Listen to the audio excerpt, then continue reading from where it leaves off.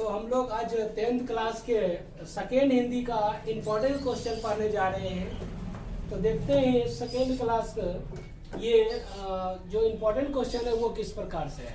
तो पहला क्वेश्चन कहता है कि मगम्मा अपने बहू के साथ किस बात को लेकर विवाद था। बहुत अच्छे क्वेश्चन है कि मगम्मा को अपने बहू के साथ किस बात को लेकर विवाद है। कई बार बोर्ड एग्जाम में पूछ चुका है क्वेश्चन। दूसरा क्वेश्चन कि रंगप्पा कौन था और वह मगम्मा से क्या चाहता था। ये भी क्वेश्चन कई बार बोर्ड में पूछा गया है और ये भी बोर्ड एग्जाम के लिए बहुत ही अच्छा क्वेश्चन है कि रंगप्पा कौन था और वह मगम्मा से क्या चाहता था। तीसरा क्वेश्चन है कि बहू ने सास को मनाने के लिए कौन सा तरीका अपनाया। तीसरा क्वेश्चन में कहता है कि बहू ने सास को मनाने के लिए कौन सा तरीका अपनाया। ये भी क्वेश्चन बहुत बहुत इंपॉर्टेंट है, कई बार एग्जाम में पूछ चुका है। आप क्वेश्चन बैंक उल्टा कर देख सकते हैं। तो ये क्वेश्चन भी बहुत बोर्ड के लिए इंपॉर्टेंट हो जाता है। चौथा क्वेश्चन है कि लक्ष्मी कौन थी, उसकी पारिवारिक परिस्थिति का चित्रण प्रस्तुत कीजिए। यानी कि लक्ष्मी जो थी उसकी पारिवारिक स्थिति जो थी वो कैसी थी। यहाँ क्वेश्चन ये पूछा गया। 5 नंबर क्वेश्चन कहता है कि बिहार का जनजीवन भी बाढ़ और सूखा से प्रभावित होता है।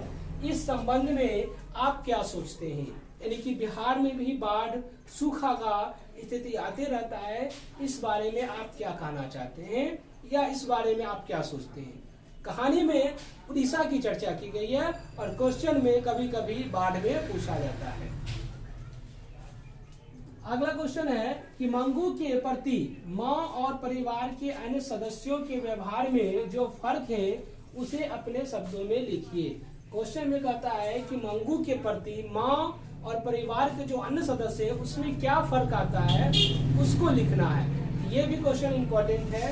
अगला क्वेश्चन 7 नंबर कहता है कि माँ मंगू को अस्पताल में क्यों नहीं भर्ती करना चाहती है। ये तो एकदम इम्पोर्टेंट क्वेश्चन है कि माँ जो है वो मंगू को अस्पताल में क्यों नहीं भर्ती करना चाहती है। ये क्वेश्चन कई बार एग्जाम में पूछ चुका गया है। अगला क्वेश्चन 8 नंबर में लेखक ने कहानी का शीर्षक नगर ही क्यों रखा। यानी कि लेखक जो थे वो इस कहानी का नाम नगर ही क्यों रखा।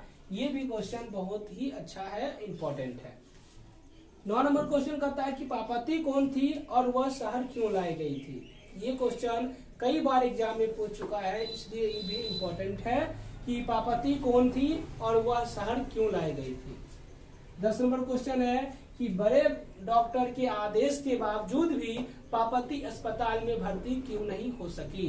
तो ये भी क्वेश्चन कई बार पूछा गया है कि बड़े डॉक्टर के आदेश के बावजूद भी पार्वती अस्पताल में भर्ती क्यों नहीं हो सकी। अगला क्वेश्चन देखते हैं 11 नंबर कि सीता अपने ही घरों में घुटन महसूस कर रही है क्यों। यानी कि सीता जो थी अपने घर में रहती थी फिर भी वो घुटन सा महसूस करती थी। आखिर क्यों करती थी, सीता अपने ही घर में घुटन महसूस क्यों करती थी। ये क्वेश्चन है और ये भी क्वेश्चन कई बार पूछ चुका है एग्जाम में।